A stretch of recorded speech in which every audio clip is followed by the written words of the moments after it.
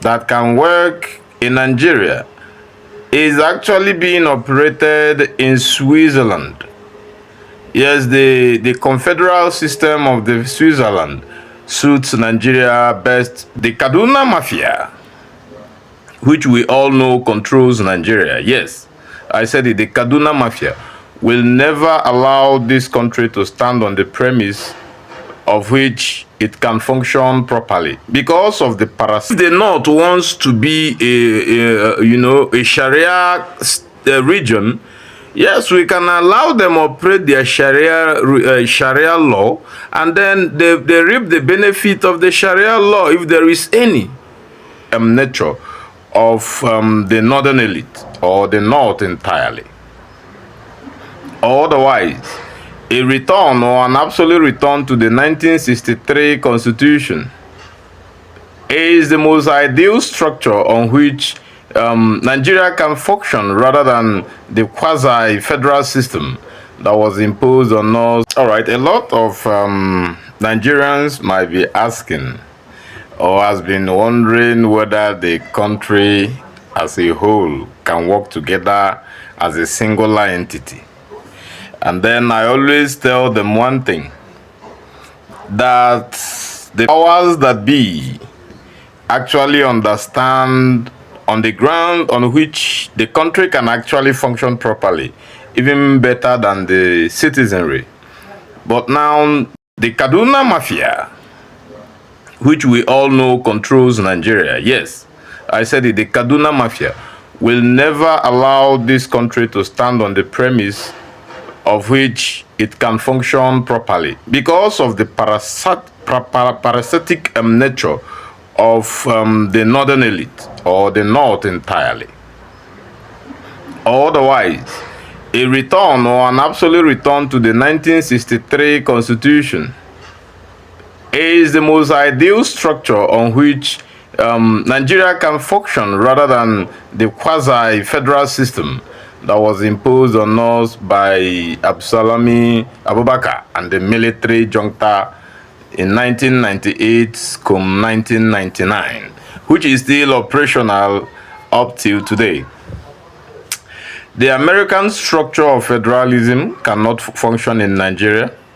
The American system of unicameral system cannot function in Nigeria due to the fact that it's very expensive to run. All right. Now, the is actually being operated in Switzerland. Yes, the confederal system of the Switzerland suits Nigeria best because Switzerland, just as Nigeria, has the same pattern or the same kind of topography or ethnical spread that Nigeria has.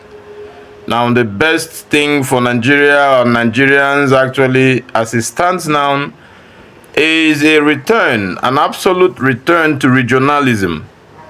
Yes, the 6 regions should be made to be very powerful, just like it was in 1963 Federal Constitution of Nigeria. That is the Republican Constitution. And now the federal government should have a kind of a loose power. All right, because what we operate in Nigeria is a unitary federal or quasi-federal unitary federal structure where the whole powers of the government is centered at the federal level. And this is one of the reasons why you see a lot of struggles in Nigeria. I always tell people, now make a U-turn, return to federalism, and you will see that the insurgency in the north will be reduced. You will see that the struggle for Biafra will be reduced. You will see that the struggle of political elites to go to Abuja will dwindle. The reason being that a lot of power will be focused at each of the 6 regions, which will replace the 36 plus FCT power structure or state structure that we have today.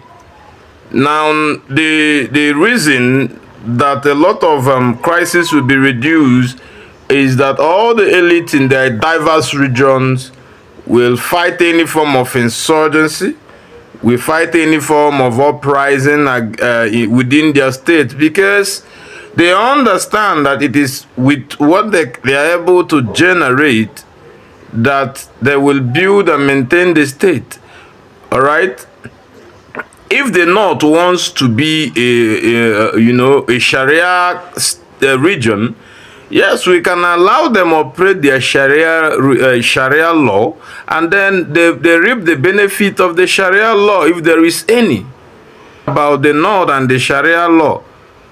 Now, if we turn Nigeria into a country of 6 regions with a weak central government, the North will not even want that Sharia law, because they want to be progressive. But if they still want to operate the Sharia law, it might also be to their advantage.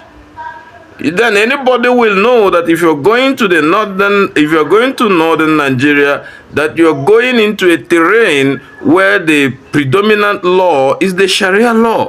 And then you become careful. Another, you are within the Nigerian state, where the the constitution of the country should superintend or superimpose itself on whatsoever other law.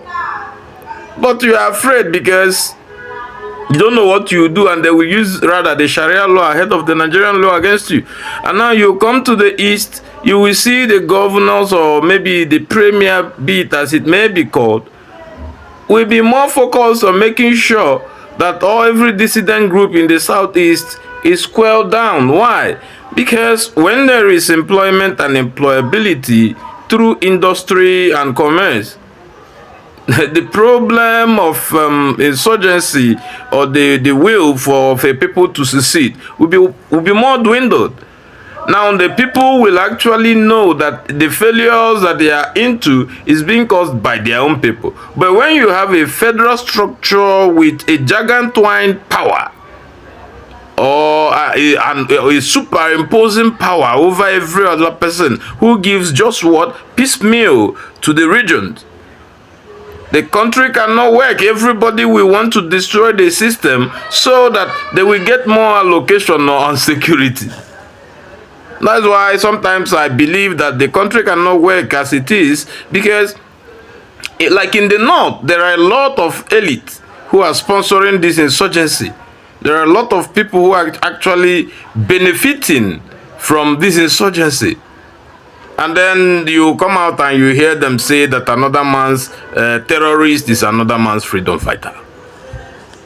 All right, because they know that every allocation, whether they generate anything or not, the federal allocation will still come, and they will still want more on security. All right. So yes, they will promote it. You don't have to fight the Boko Haram bandit. Give them amnesty. Yes, now just negotiate with them. Negotiate with bandit. Which meaningful country negotiates with bandit? Only in Nigeria. You don't negotiate with bandit. You tackle them. You hunt them down, even to their mama's belly. That is how countries that want to function operate.